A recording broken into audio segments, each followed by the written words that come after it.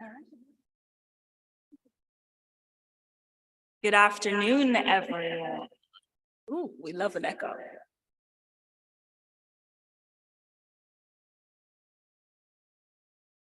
All right, perfect. Actually, I missed the echo, bring it back.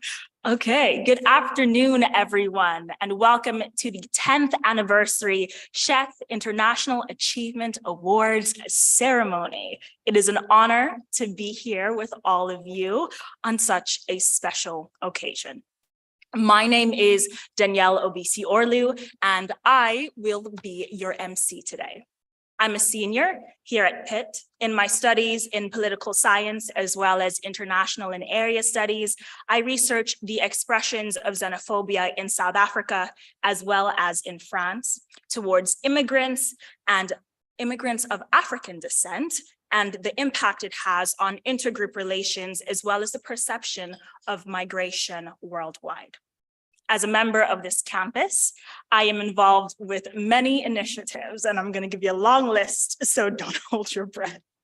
I am a student ambassador at the European Studies Center, and I'm also a Global Ties mentor at the Office of Inclusion and Belonging.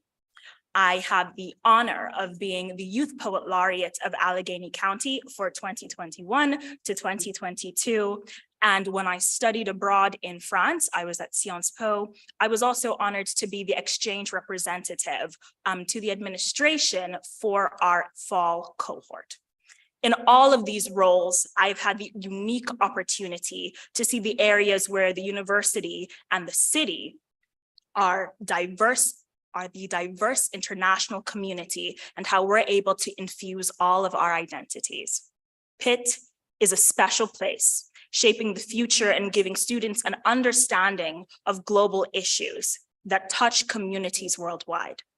By engaging in research, policy, partnerships, and the study of language and culture, Pitt opens the doors to global citizenship.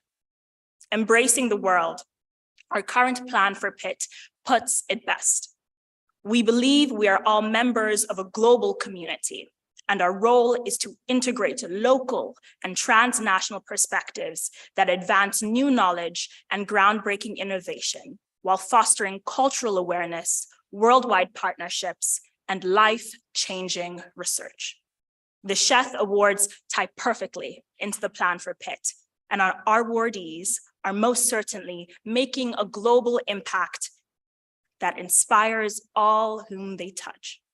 I'm thrilled to be here to celebrate them today, and I'm glad that you have joined us to recognize their outstanding work and their outstanding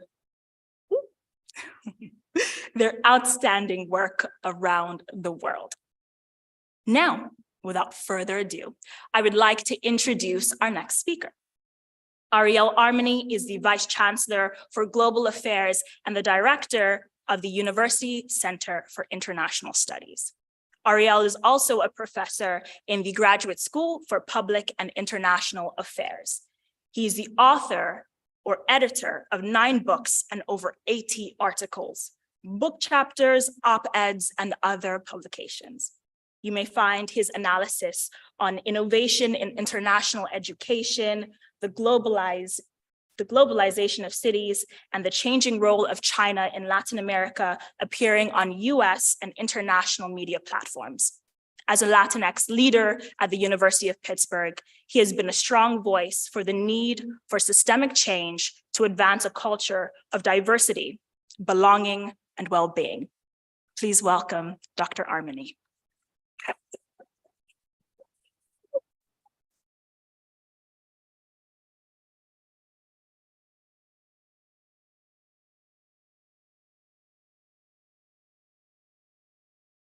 Thank you, Danielle. Hello, everyone. It's so great to be here. Welcome to the 10th Annual Sheth Awards. Thank you for the introduction, Danielle, and I would like to thank a number of people.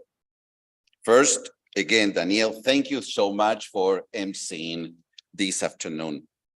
Professors Adam Leibovich and Ron Brandt, who will present our awardees today.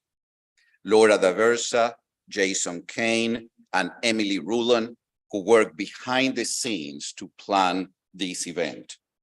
Our esteemed review committee, made up of faculty, staff, and past award winners. So thank you to all of you. And of course, congratulations to Dr. Nicole Constable and Dr. Fatima Waziri-Azi, our newest winners, extraordinary leaders, role models who advance positive change, inspire young people, and who are champions for women and girls worldwide. We are honored to have you as this year's awardees. I'm thrilled that you all could join us for this celebration of the 10th anniversary of the Sheth Awards, having our two latest winners, Jag and Madhu Sheth, who are watching from Atlanta. And we're also delighted, this was a last-minute surprise, that Divya Thani coming all the way from London, our first alumni winner in 2012, and a member of the Chancellor's Global Advisory Council, is here with us this afternoon. The Sheths have touched many lives and inspired countless students and colleagues with their dedication to global education. Their generosity, wisdom, and vision has had an outstanding impact on the world and especially on our Pitt community. The Sheth Awards are evidence of the power that one idea can have. One small initial idea to shine a light on leaders in global education has developed into a celebration of the best that Pitt can be. It's evolved into an accolade that grows more and more prestigious through the years. So these awards have brought together some of Pitt's most impressive leaders, both on campus and out working in every corner of the world. So because of the generosity of Jag and Madhu, we are now with 10 wonderful years in which we are celebrating outstanding faculty and alumni for contributions around the world. And we are able to tell some of the most heartening stories that Pitt has to offer. Among the ranks of Sheth Award winners are distinguished scholars and professors, advocates for education, medical innovators, human rights defenders, and political leaders. This group is devoted to digging deep to answer tough questions, questions on workers' rights, inclusive economic development, the rule of law, the empowerment of women around the world, and much more. That is, forging a better future for all. And not only that, but they are also guiding and training the next generation of global leaders. So, to Jag and Madhu, thank you. Thank you. Thank you for your commitment and drive and how this has advanced the mission of our university and allows us to come together this afternoon to celebrate our winners and their work. Thank you for 10 wonderful years supporting global education here at Pitt. So here's to our winners, past and present, and to this year's awardees, and to Jag and Madhu. Thank you so much.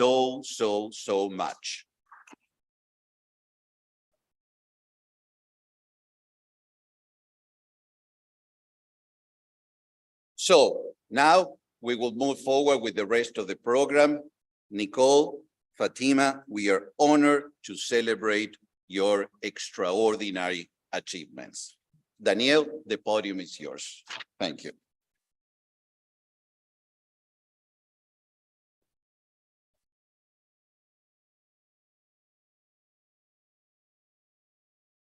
All right. Thank you, Dr. Armani. Now I would like to welcome our first presenter to the stage. Associate Dean for Research and Faculty Development, Adam Leibovich, who will present the 2022 Sheth Distinguished Faculty Award for International Achievement.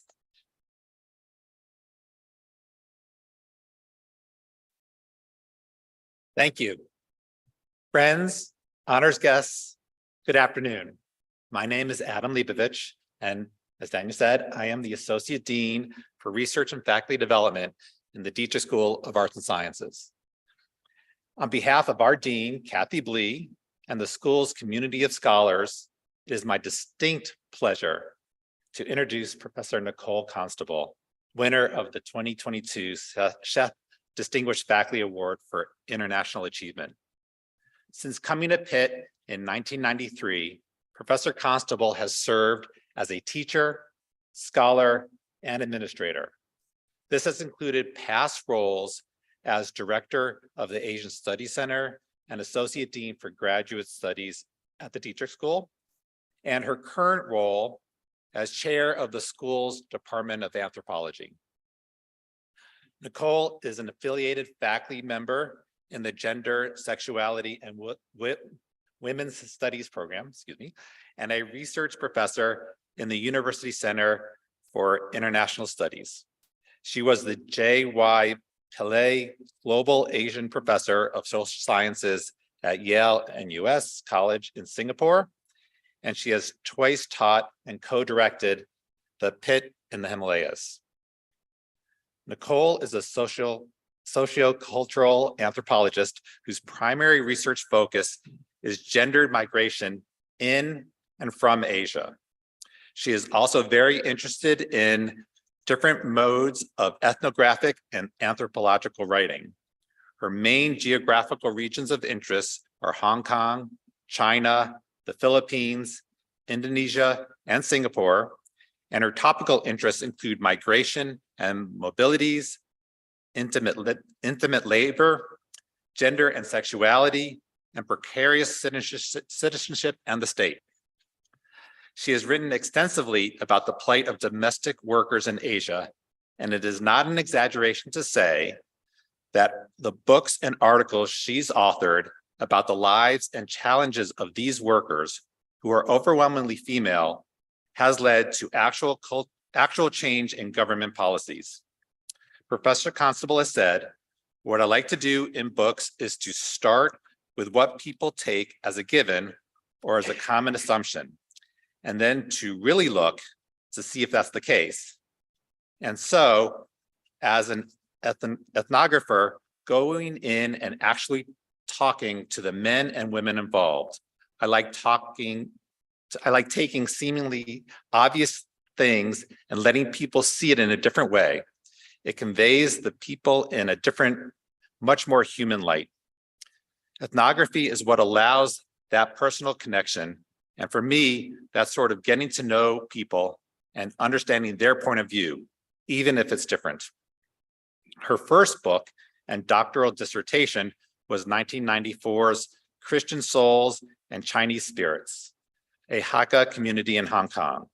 It was followed by 1997's Made to Order in Hong Kong, Stories of Migrant Workers, 2003's Romance on a Global Stage, Pen Pals, Virtual Ethnography, and Mail Order Marriages, and 2014's Born Out of Place, Migrant Mothers and the Politics of International Labor. Her latest book, 2022's Passport Entanglements, Protection, Care, and Precarious Migrations, examines the problems with documents issued to Indonesian migrant workers in Hong Kong and explores the larger role that passports and other types of documentation play in gendered migration, precarious labor, and bureaucracy. In a recent interview with Anthropology News, Professor Constable admitted that as a scholar, she has always liked topics that are on the margins and on the margins of margins. To quote, "My dissertation project was about Chinese Christians in Hong Kong, and my work after that has been related to gender, intimacy, care, and migration. I have worked with migrant women, migrant workers, and migrant mothers, as well as women asylum seekers. I work mostly with women, but I pay close attention to masculinity and men as well. One thing I've learned from my first project was to follow my passion." Professor Constable's passion is apparently not only in her research, but in her commitment to the next generation of scholars. She has been generous with her time as a member of the Social Science Research Council's faculty mentored dissertation workshop on transnational Asia, the Korean Studies workshop for junior faculty, and the Inter-Asian Connections workshop, all of which are designed to support young scholars as they navigate the complexities of conducting research and writing about the plight of domestic workers and other inter-Asian issues. In addition to her extensive work as a mentor to early career faculty and to her graduate students, Nicole teaches an undergraduate seminar focused on gender and sexuality in contemporary East Asia, particularly in China, Japan, and South Korea, which examines differences and continuities within and between these regions. And she just introduced a new writing intensive course for undergraduates, Writing Culture, which introduces several different anthropological and ethnographic writing styles and theoretical approaches while encouraging students to think about what anthropology can contribute to our understanding and appreciation of human diversity in the world today. Professor Constable has said that her students and their questions encourage her to remain intellectually nimble and curious, compel her to re-examine her thinking and assumptions, and inspire her to continue asking questions of her own. Nicole, as we celebrate you and your significant body of work today with the Sheth Distinguished Faculty Award for International Achievement, I know I speak for all of us when I say that I very much look forward to the next challenging questions you pursue. So please join me in congratulating Professor Nicole Constable.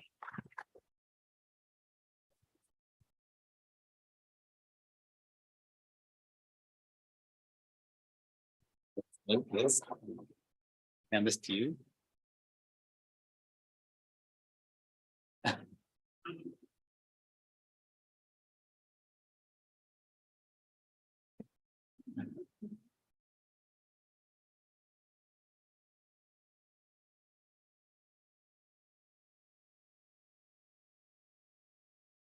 Stage is yours. And I just hide behind the podium. Thank you very much, Adam. That was sort of overwhelming. Thank you. So I wish to express my appreciation to Mrs. and Dr. Sheth for recognizing the importance of international studies and international education. I'm deeply honored to have received this award, and I accept it with gratitude. As is often the case, however, for those of us who study with and about people in many parts of the world, receiving thanks comes with humility and with a degree of ambivalence. The honor is not mine, but it is deserved by many others. Looking back on how I came to study anthropology and international studies, my early journey, like that of many of us, was as the child of immigrants. We traveled first to Canada and then to the US. And when the pilot announced back in the 1960s that we were about to land in Canada, my sister and I started shouting, "Hooray, we're in Canada." My mother reminded us of this and said, "The other passengers must have thought we were refugees." Is that, I wonder, what planted the curiosity in my very young mind about refugees and inequalities of migration? We were privileged. My father's job soon took us to New York. When my parents split up, my mother took the four of us children as far west as we could go, from New York to DC to Denver to Northern California. We were uprooted from many schools many times. I was often the new kid and the outsider. I watched and wondered how and why my family was so different. My younger brother, I noticed early on, code switched, changing his home accent to his American one when he was with friends. In grade school, I wrote a story about a magic sari and illustrated it. When we brought food from different parts of the world for our grade school class to share, I brought dal, lentils, and my classmates made rude comments about it. By the time we moved to California, I headed off to UC Santa Barbara as an undergrad. The tuition and fees, by the way, at that time were $212 per quarter. I was drawn to Chinese studies. My sister went to Scotland and my younger one later to France. I wanted to go somewhere my family didn't know. So at the advice of my history professor, I spent a year in Hong Kong on study abroad. That changed my life. I remember distinctly what it felt like to be in the waiting area for the chartered flight that took 48 hours to go from San Francisco to New York to Hong Kong's Kai Tak airport. For the first time, I was a visible minority. Chinese roommates, Chinese American fellow exchange students, Dr. Barbara Ward, and a trip to China in 1980 as a guest of the All China Youth Federation were all eye-opening. I saw China when many people were still wearing unisex Mao suits, and I loved it. I returned to Hong Kong for my PhD research, then at least every other year until the pandemic, I kept visiting. Over the years, I became deeply interested in the lives of migrant women workers. In the 1990s, all I had to do was sit down in Statue Square on a bench or in Chater Gardens, and Filipino women would chat with me. I volunteered at the Mission for Migrant Workers, where Cynthia Abdon and June Tellez ran a program that offered support and assistance for migrant workers who were abused, underpaid, homesick, or exhausted from overwork. I learned about the many sides of their experiences, their dreams, the abuse they suffered, and the solidarity and energy with which they fought for labor rights and labor reforms. One book led to another. Made to Order in Hong Kong was about the forms of discipline imposed on migrant workers and their resistance. Romance on a Global Stage was inspired by their romantic dreams and their experiences with pen pals and failed marriages. Born Out of Place grew from an activist friend's introduction to me to the group Pathfinders and her recommendation that I should look at migrant workers who had babies in Hong Kong. These mothers fought to keep their children there despite the laws that prohibited them from staying and settling permanently. Many of these women are still in Hong Kong as so-called overstayers and asylum seekers, using every mechanism they can think of to stay and provide their children with Hong Kong education. My latest book, Passport Entanglements, is about Indonesian migrant workers whose passports are real but fake, and the trouble that this caused them when the passport renewal process in Hong Kong changed in 2015, and many women were charged with immigration fraud, went to prison, or fled Hong Kong for fear of being arrested. The brilliant activism of Filipino and Indonesian migrant workers is something I've sought to analyze, teach, and publicize. Everything I have learned about Southeast Asian migrant workers in Hong Kong is because of the people who generously shared their time and their stories with me. One of the greatest compliments I ever received was from a young Filipino mother, an overstayer in the New Territories, who kept introducing me to her friends. And when I said, I don't know, because it would be useful to them, I said, how is it useful? I didn't feel very useful. And she said, you're like a social worker who listens and isn't in a hurry. It is the migrant activists and mothers in Hong Kong who deserve this award. They taught me to learn from my own curiosity about being an outsider in a new place that does not welcome them. They taught me about what it means to be incredibly poor and fight for justice, to stand up to power, and to help in many ways, big and small. In the spirit of the Filipino and Indonesian women I've worked with, next to, and have listened to, it's been a privilege to write and speak in a way that broadens understandings of exploitative structures of inequality and the colonial legacies that have shaped their countries, their lives, their families, and their migrant journeys, and that have resulted in them sometimes working 24/7 and being paid far less than the local minimum wage. It's on them that I have, in the course of my adult life, tried to shine the light. International studies is about understanding other parts of the world and the ways in which we are interconnected historically, economically, politically. It's especially critical to examine these entanglements as we face numerous overlapping environmental, economic, health, and security crises, all of which require broader cooperation, not closing of doors to greater understanding. International studies forces us to think and reflect on our roles and our responsibilities in this deeply intertwined world. Luckily, it does not, as my siblings and I would say to each other when we were young, take one to know one. It takes many people to know anything. As anthropologists have long argued, there is value in familiarizing things that seem different and defamiliarizing the familiar. It is most important to listen and pay attention to the international world in which we live, and yes, to others. Not to prosper from others or to speak for them, but to learn from them and with them, to think together about how the greed of the past continues to impact the present. The lessons of history, labor exploitation, disrupted families, and hopeful heroes should be written, taught, and talked about. We live in an era that is simultaneously too sensitive and not sensitive enough about cultural diversity. The key, I believe, as an anthropologist and as a feminist scholar, is to seek knowledge and understanding of others with humility and to learn from our discomfort. Understanding differences, especially those that make us uncomfortable, is key. Learning sets the context for potential change. International education is about opening doors and learning about different ways of life, different beliefs, different experiences, and different values from our own. Education should make people uncomfortable at times. If it doesn't, we in the social sciences and humanities are not doing our jobs. There is not enough time to thank everyone closer to home at Pitt, in USIS, and in the Dietrich School, but I wish specifically to thank Dean Cooper, Dean Blee, Provost Beeson, and the Asian Studies Center. When I first arrived at Pitt, China scholars and students would say, X is my major, but Asian Studies Center is my home.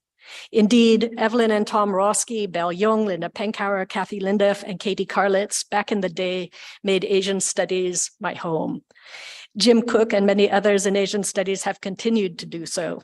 I've also benefited greatly from the spectacular students who came to Pitt because of its history of Chinese studies and because of the Chancellor's Fellowships in Chinese Studies.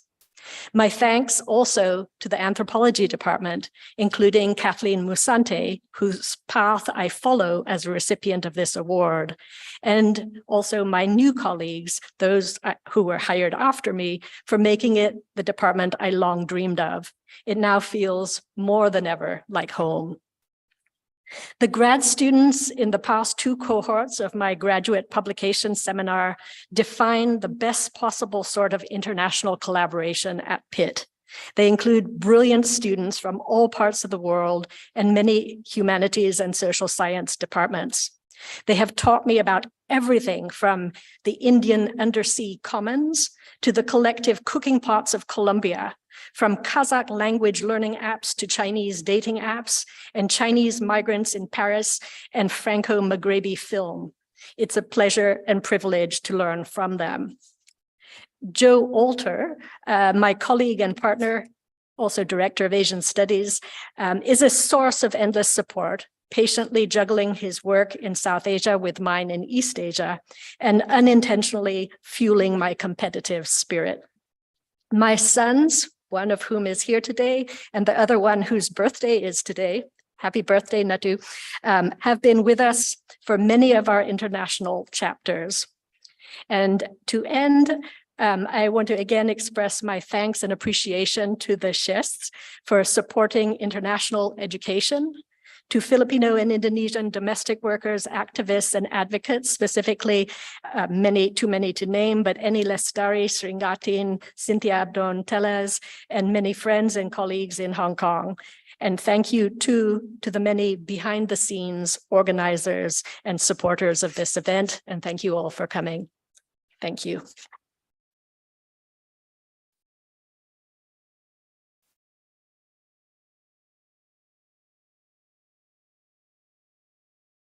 That was amazing. That was incredible. Thank you so much, Dr. Constable. I would now like to welcome our next presenter, also a past winner of the Sheth Distinguished Faculty Award for International Achievement, to the stage. He is, there's a list. Are we ready? He is the Chancellor Mark A. Nordenberg University Professor, John E. Murray Faculty Scholar, and Academic Director for the Center of International Legal Education. Please welcome Professor Ronald Brand, who will present the 2022 Sheth International Young Alumni Achievement Award.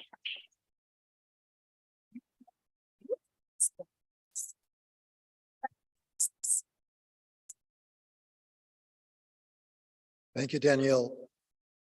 And thank you all for being here. This is a special day at the University of Pittsburgh. It's a day on which we take time to celebrate the global reach, the global impact of this university.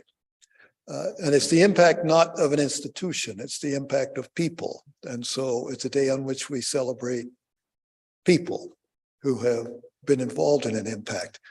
One of the joys of teaching at the University of Pittsburgh is knowing that after you've learned so much from your students, when they go out, you can vicariously claim a little bit of credit for what they accomplish, but you can watch what they accomplish and be proud of that. And that brings me to where I am right now, and that is I have the best role of the afternoon, and that is I get to introduce one of our alumni, one of those people who was a student at the University of Pittsburgh and has done so much in already a short period of time. Now, this is the second time I have introduced a Sheth Young Alumni Achievement Award recipient.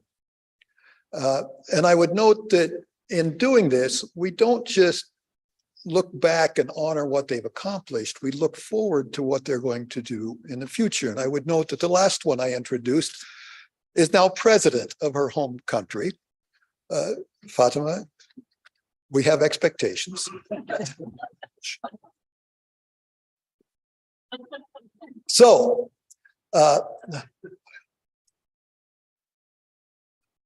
it is my privilege and my distinct honor to introduce the 2023 Sheth International Young Alumni Achievement Award recipient, Dr. Fatima Waziri-Azi. Dr. Waziri-Azi is a lawyer, a human rights activist, and a champion of women's rights. She came to the University of Pittsburgh as a student in the Doctor of Juridical Science, SJD program at the School of Law. In 2008, prior to arriving at Pitt, she received her first law degree from Ahmadu Bello University in Zaria, Nigeria in 2001. Her barrister at law certification from Nigeria Law School in Lagos, Nigeria in 2003. And her Master of Law degree in Intercultural Human Rights from St. Thomas University School of Law in Miami, Florida in 2007. She worked as an attorney in Lagos, Nigeria from 2003 to 2004, and then as a program officer and attorney for the Human Rights Law Service in Lagos from 2005 to 2006. In 2008, in January, she became an associate at the New York City Administration of Children's Services in the Legal Services Division. At Pitt Law, she worked under the supervision of Professor John Burkhoff, receiving her SJD degree in December of 2011. Dr. Waziri-Azi returned to Nigeria after receiving her SJD degree, becoming first an associate professor and head of department of public law at the Nigeria Institute of Advanced Legal Studies. She retains her professor status, but has become a force in the Nigerian government on rule of law and human rights. In 2016, she became the research and program officer for the Nigerian Presidential Advisory Committee Against Corruption, the issue on which she had done her doctoral thesis. And then in 2018, she became rule of law advisor to the president of Nigeria. And I will just note that the last recipient who became president had also been rule of law advisor to the president before she became. And in September of 2021, Dr. Waziri-Azi was named Director General of the National Agency for the Prohibition of Trafficking in Persons, where she has played a leading role throughout Africa on human trafficking and women's rights issues. During this very busy professional career, Dr. Waziri-Azi also founded the Safe Haven Foundation in Nigeria, a nonprofit organization dedicated to creating awareness and campaigning against domestic violence through education and community consciousness. The foundation also provides support and temporary shelter to victims of domestic violence and their children. Professor of Law Emeritus, now Emeritus, John Burkhoff, who supervised Dr. Waziri-Azi's doctoral studies at Pitt Law, describes her as, and I quote, an absolutely amazing, impressive, strong, brilliant, and determined young woman. Burkhoff states, I can't imagine finding another young Pitt alumna whose recent contributions to international community through her professional achievements and whose impact on her community and nation are more impressive than those of Fatima Waziri-Azi.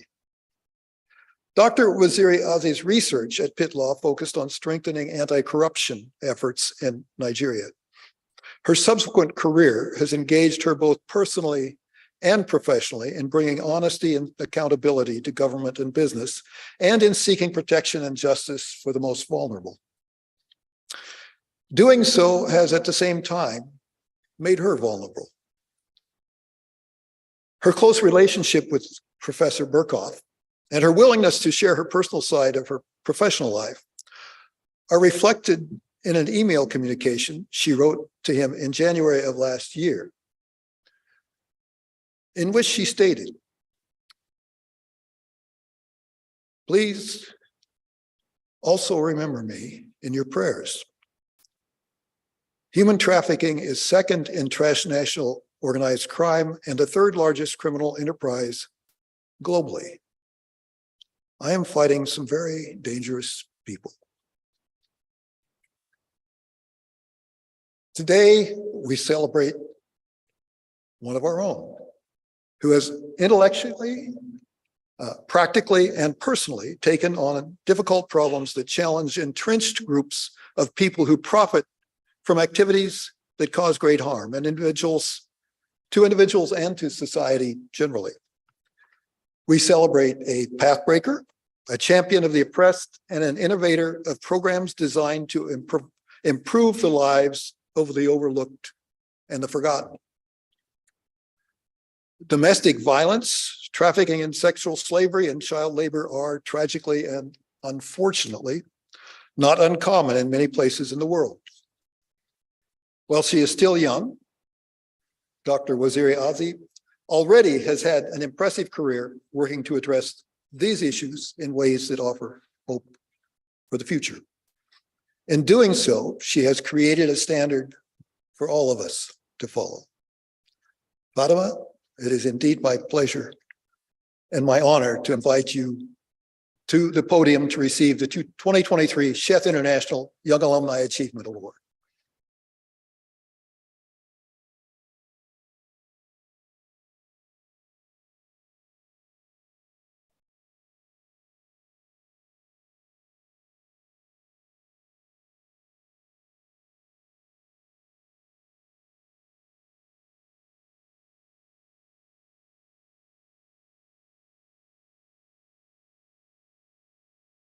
Thank you so much, Professor Brand, and thank you for making me cry.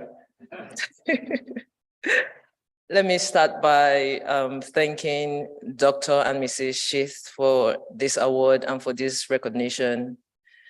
There are so many people around the world doing very important and impactful work, and they don't get recognized, not even a kind word of thank you. So I don't take this recognition for granted at all. When I received an email from Laura Devasa last year, notifying me of my nomination, I was a bit surprised. Here I was, thousands of miles away, hustling through life and minding my own business.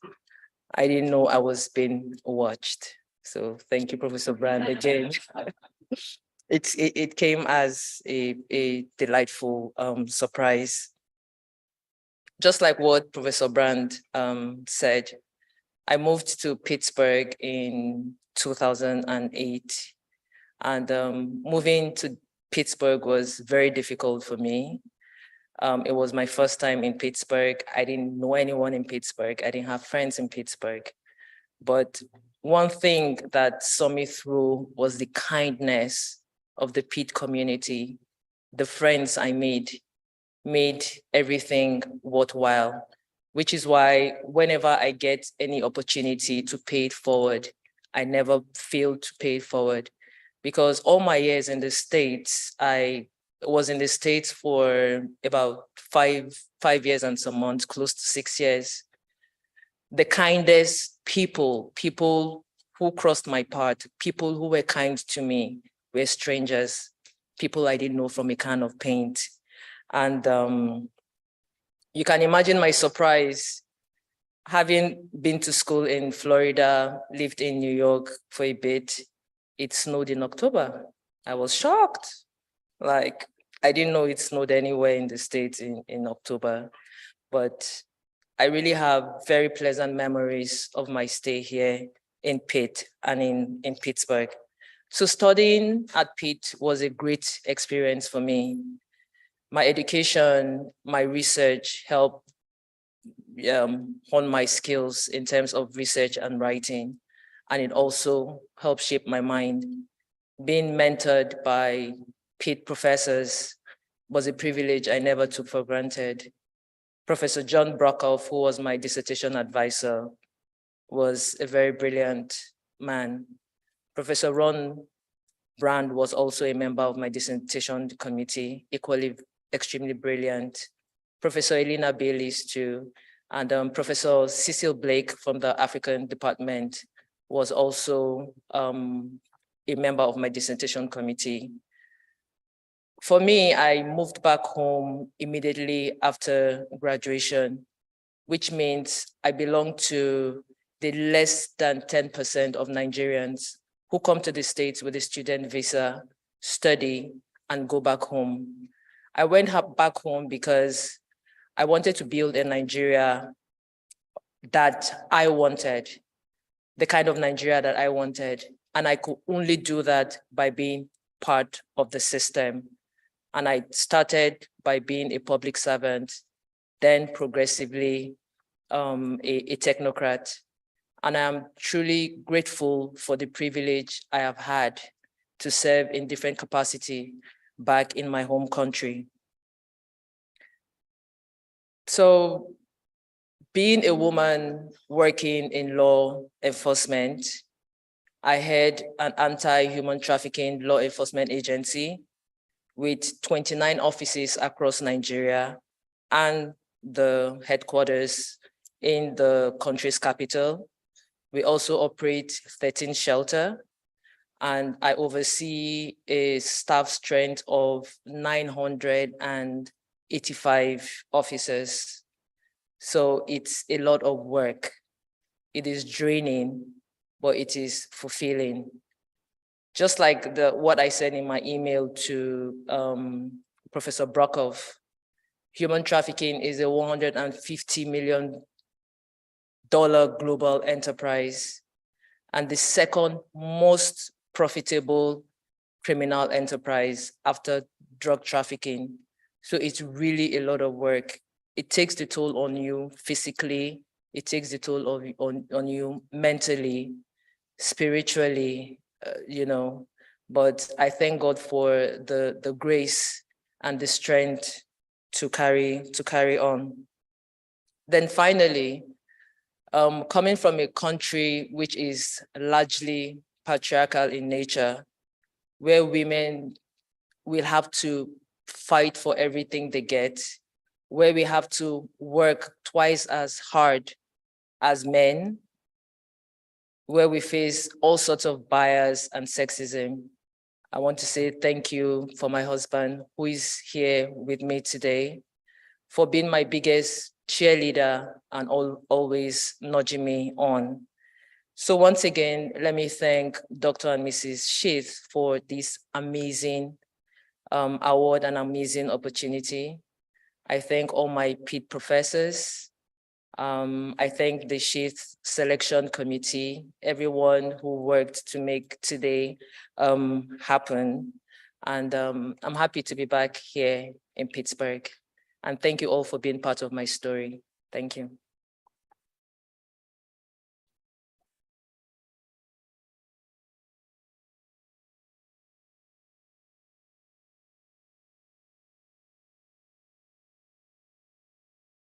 What an honor it is, and really an inspiration to hear from these two phenomenal women.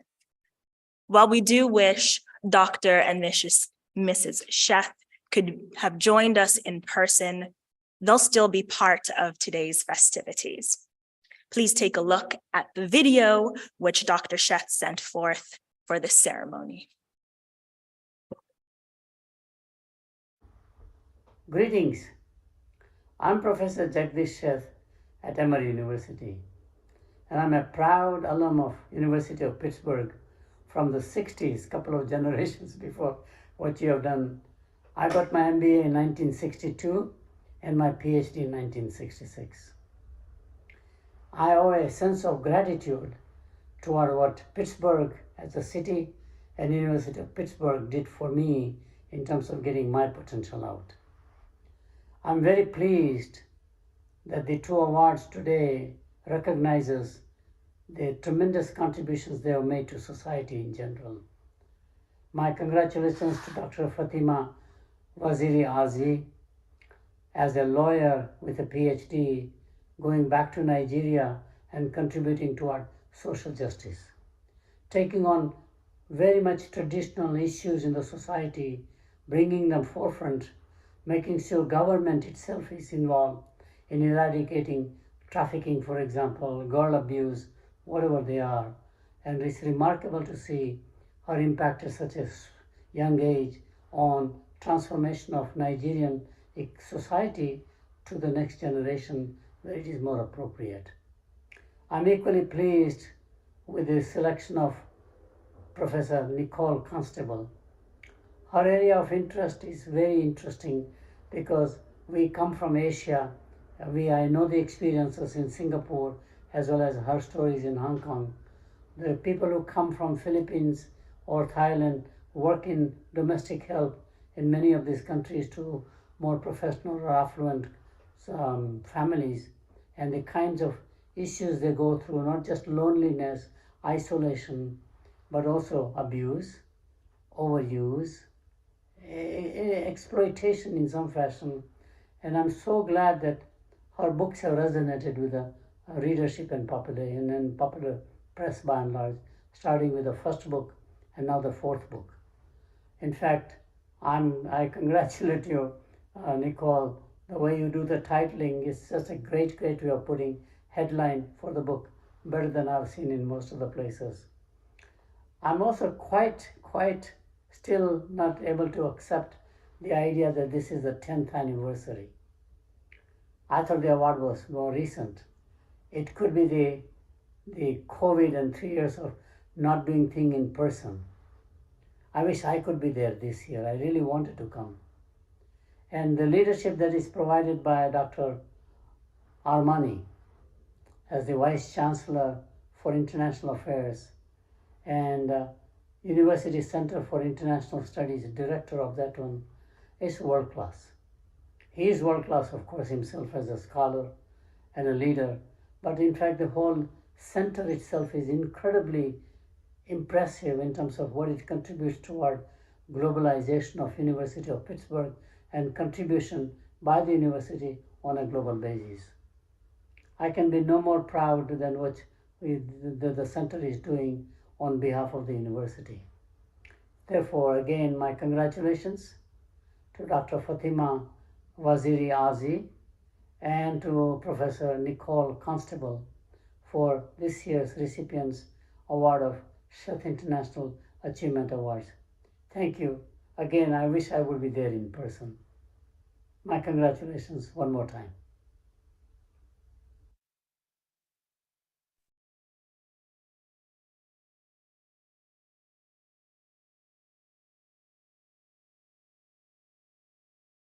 I want to thank all of you for being part of the 10th anniversary Sheth International Achievement Awards ceremony. The Sheth Awards serve as an excellent reminder of the impact global education at Pitt has had on many who have walked the same halls and paths that I do on campus every day. Now more than ever, I am reminded of how a dedicated pursuit of academic distinction, along with service to one's community, not only betters our lives, but the lives of those around us. As global citizens, we are called to lead, to serve, and to inspire. And as a current Pitt student, it is an incredible inspiration to celebrate to you today. 1 second. Technical difficulties.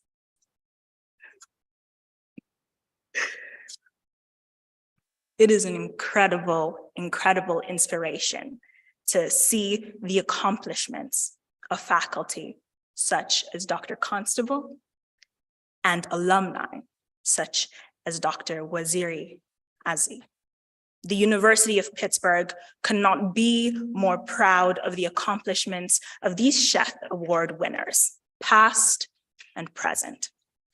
I and many others here, I'm sure, cannot wait to see the winners who are coming in the next 10 years.